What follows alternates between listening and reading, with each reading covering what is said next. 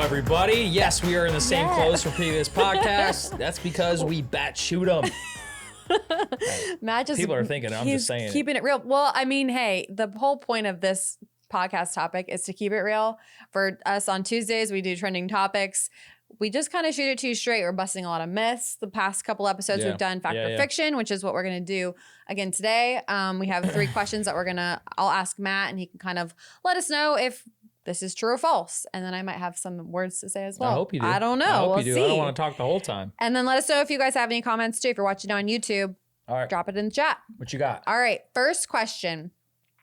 Does the more you sweat, the more fat you burn? Absolutely not. So I'm just going to take us, me and you. I've seen you work out before and you sweat a lot. I sweat a lot, guys. I do sweat a lot, not as much as Trish does. You sweat a lot. I've seen you after the lives. Yeah, you're right. But there's also people that don't, for whatever reason, they don't sweat a lot and that have less body fat than me or Trish. So I know people equate sweat because it's like a feeling you get while you work out. You're thinking like, oh my God, what's that saying? Sweat is your fat crying. Oh yeah. Or whatever. Yeah. That's cute, but it's not. Is it cute? It's not true.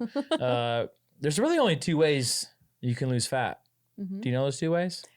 I know one. Which is what? I mean, if you want to lose weight, you need to eat less calories. No, I mean, like, how does your body lose fat? How does your body lose fat? I don't. Tell me, please. Educate me. Educate us all. So one of it is you literally breathe out. Are you going to get real nerdy on us? No. You literally breathe fat out. So like when your heart rate gets high enough and like you're breathing really, really heavy, like that's fat leaving your body. Like it's in the carbon dioxide you exhale. The other way is obviously is you poop it out. Like you lose weight. So that makes sense. Yeah, that's the only 2 ways you lose fat. Sweating isn't one of them. Sweating's it shouldn't be a workout outcome. It's just like your genetics and how your body works. So don't equate sweating to fat loss. If sweating equated to fat loss, then anyone that you'd use a sauna all the time, they would have 0 body fat, and that's just not true. So yeah. All right. Thank you for that.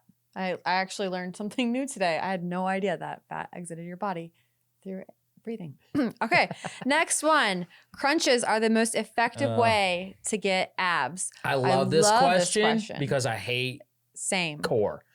So does crunches get me the 6-pack I want? Is that the question? It could.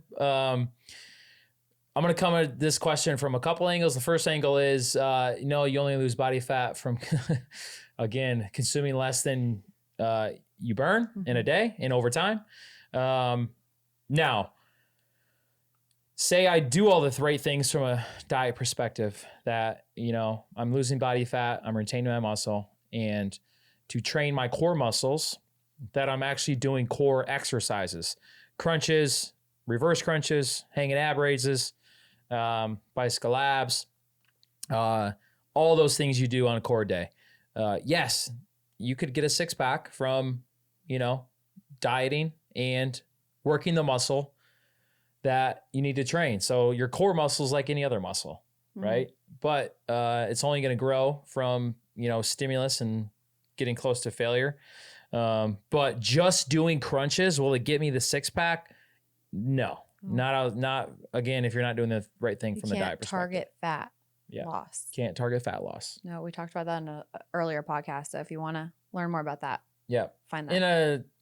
It's kind of a sidetrack, but to me, the best core exercises aren't crunches. Like the best core exercises are exercises where like you're not using your hip flexors. So you do use your hip flexors on crunches, and non-direct stuff. So use your core on walking lunges and weighted farmer's lunges. Carries, kettlebell work. So again, crunches are in the mainstream. So they think if I just do crunches all the time, I'll get my 6-pack. And you can probably talk to those people who went through that, and they would probably tell you it didn't. Cool. Yeah. All right. I like that one. Okay. Last one. If you're not sore after a workout, it wasn't effective.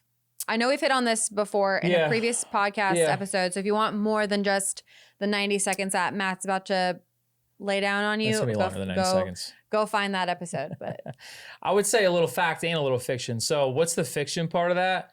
is everyone's body's different. I know some people who work out really, really hard, lift heavy weight, and they never get sore, but that doesn't mean they haven't changed their body. And I also know people who always get sore, right? No matter what they do. Again, everyone's different from a soreness perspective. It doesn't mean the workout wasn't effective.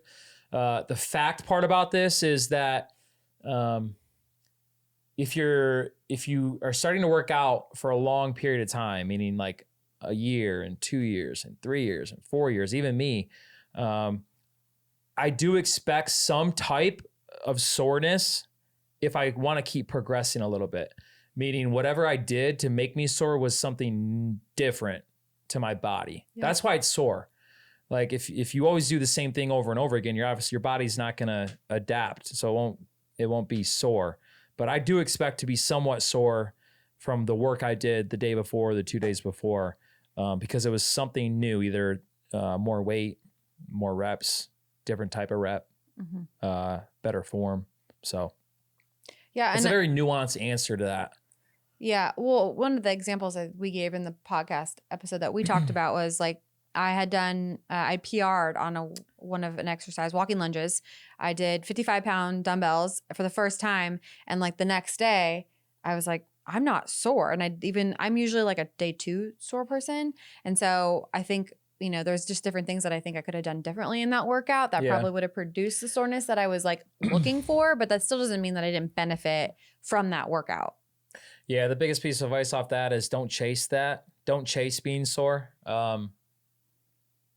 So if like the day after, the 2 days after you're not, don't like just go balls to the wall, like for the next, I don't know, couple workouts, just like keep trusting the process of, pushing yourself within your workout, but don't chase the soreness. Don't chase how much sweat you produce. It always doesn't equate to getting more or better results. So. Well, thank you, Matt. Dang, that was quick. That was quick. Guys, let us know what you think about these. We did a couple of these fact or fictions. Yeah, let us know if you like this. I think we got good feedback on We've done rapid fire. Did we do this or that? We've done this or that. We've done fact or fiction. Let us know if you like it. Yeah, we want to do this for you guys. So let us know what kind of you like to listen to, and send us an email, podcast@burnbootcamp.com. Make sure that you are subscribing to us on YouTube, on all the podcast platforms. Yep. You want me to take us out? I'll take us out. All right, let's do it. 2 claps on 2. 1, 2. Bye.